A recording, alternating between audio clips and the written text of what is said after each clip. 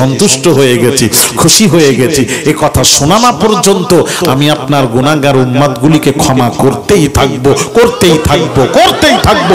আরো জোরে হায় হায় হায়। বাবা শোনো, কোন নবীর মজলিস সাজিয়েছেন আপনারা? আবাসিন ওই বংশধরকেও পেয়ে গেলেন। ভাইরা আমার, বাবাজিরা, তো সর্বপ্রথম মদিনাবাসীর সুপারিশ করবেন, যেটা বলতে যাচ্ছিলাম। এই জন্য সমস্ত আশিকরা কি করেন? Medina Medina. আপনাদের কি মন চাই না? কি মক্কার মন চাই না মদিনা? একটু জোরে। মক্কার জন্য, মক্কার বরকতের জন্য ইব্রাহিম নবী দোয়া করেছেন। ভালো করে শুনুন।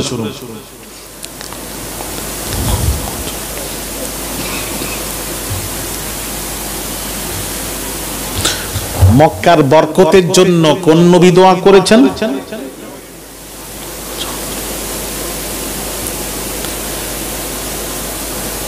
মক্কার বরকতের জন্য ইব্রাহিম নবী দোয়া করেছেন, আর মদিনার বরকতের জন্য বিশ্ব নবী রাহমাতুল লিল আলামিন দোয়া করেছেন।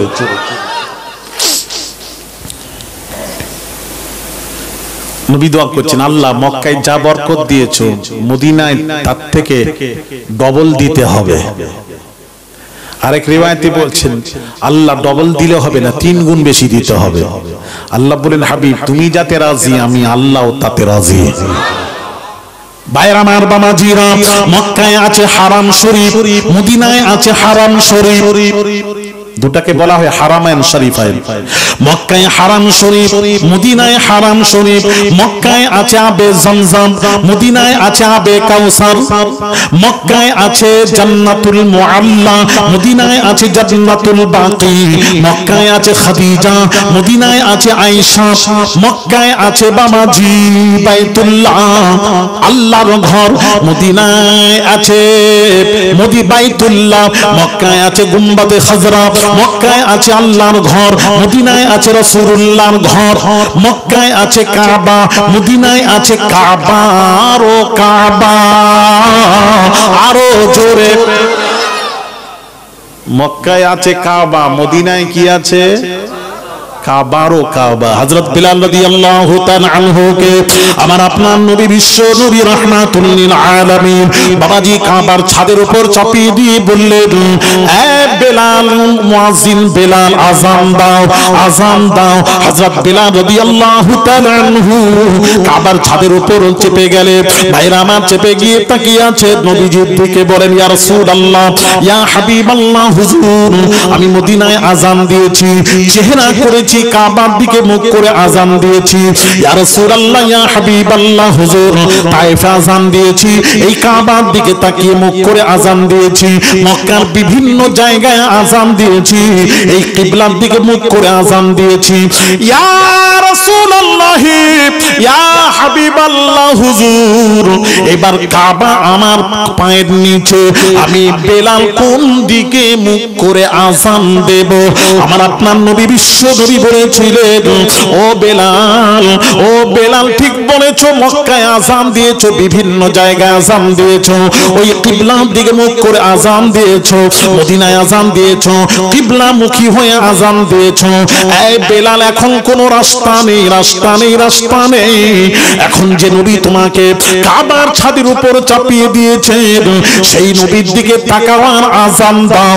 আমি নবী মুহাম্মদুর রাসূলুল্লাহ হলাম, এই কাবারও কাবা। আরো জোরে বলুন। নবী যখন দুনিয়ায় এলেন, 12 রবিউল আউয়াল দুনিয়ায় ভূমিষ্ঠ হলেন, নবীর মিলাদ হলো। বাবাজি কাবা, ওই বিলাদাতের জায়গা মক্কায় হাজিরা হজ করতে গেছেন, যেটা লাইব্রেরি করা হয়েছে মক্তব বাবা, সেটাই ছিল নবীর জন্মস্থান। বাবাজি মিলাদের জায়গা কাবা, রাসূলুল্লাহর দিকে এগিয়ে গিয়ে স্বয়ং কাবা সাজদায় পড়ে গেছিল। জুরি জুরি বলুন। কথা বুঝতে পারছেন না?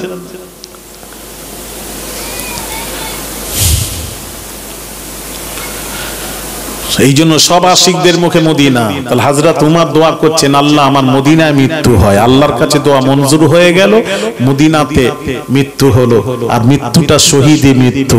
ইয়াকুম মুহররম, মুহররম মাসের পহেলা মুহররম নামাজ পড়াচ্ছিলেন। আবু লুলু মুনাফিক পেছন দিক দিয়ে 3 জায়গায় আঘাত করে উমরকে শহীদ করেছিলেন। তার আঘাতে উমর শহীদ হয়ে গেলেন। উমর শহীদ হলেন। উমর বলেছিলেন, আমার মৃত্যুর পর আয়েশার কাছে যাবে আব্দুল্লাহ, যে পারমিশন নেবে। উনি যদি বলে রাসূলের কাছে দাফন করো, ওনার জায়গা যদি বলে তাহলে আমাকে দাফন করবে, নচেত জান্নাতুল বাকি গোরস্থানে দাফন করে দেবে। হযরত আব্দুল্লাহ আয়েশার কাছে গিয়ে অনুমতি চাচ্ছেন। উমর বলেছেন যে আপনি যদি বলেন এখানে দাফন করব, নচেত জান্নাতুল বাকি গোরস্থানে দাফন করে দেব। আয়েশা চিন্তা করলেন, উমরের জন্য ইসলাম পরিপূর্ণ হয়েছে। নবীজি উমরকে দোয়া চেয়ে নিয়েছেন, সুতরাং উমর যখন চেয়েছেন, আমি আয়েশা আমার জায়গাটা দিয়ে দিলাম। জোরে বলুন। রাসূলকে নিয়ে কোথায় শোয়ানো হলো? আল্লাহ নবীর পাশে আবু বকর, আবু বকরের পাশেই হযরত উমরকে দাফন করা হলো। জোরে বলুন। আর একটু জোরে বলা যাবে না? হায় হায়, মঞ্জুর, দোয়া মঞ্জুর। তাহলে আপনাদেরকে একটা কথা বলি, কথা বুঝতে পেরে, শহীদ উমর শহীদ হয়েছেন। আর শহীদদের ব্যাপারে কি বলা হয়েছে জানেন? বাইরামার বামাজিরা, শহীদের ব্যাপারে বলা হয়েছে, বামাহশর গার খোদা পুরসিদ বাগোয়াম দার জওয়াবে ও শহীদে খঞ্জরে ইশকত গওয়াহি আকাফন দারাম।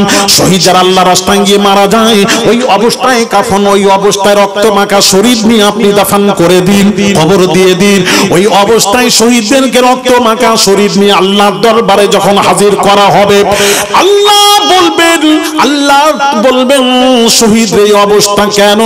শহীদরা বলবে, মাবুদ গো, এই রক্ত মাখা শরীরটা এটাই প্রমাণ, তোমার জন্য জীবন দিয়েছি, দুশমনদের সাথে লড়াই করে দিনকে প্রতিষ্ঠিত করার জন্য লড়াই করে যুদ্ধ করে জীবনটা দিয়েছি, এটাই তার প্রমাণ।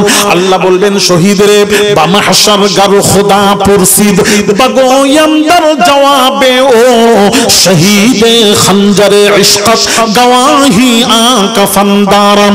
আল্লাহ বলবেন, শহীদে আজকে যা চাওয়ার চেয়ে নে, আমি আল্লাহ যা চাইবি আমি আল্লাহ তোদেরকে তাই দেব।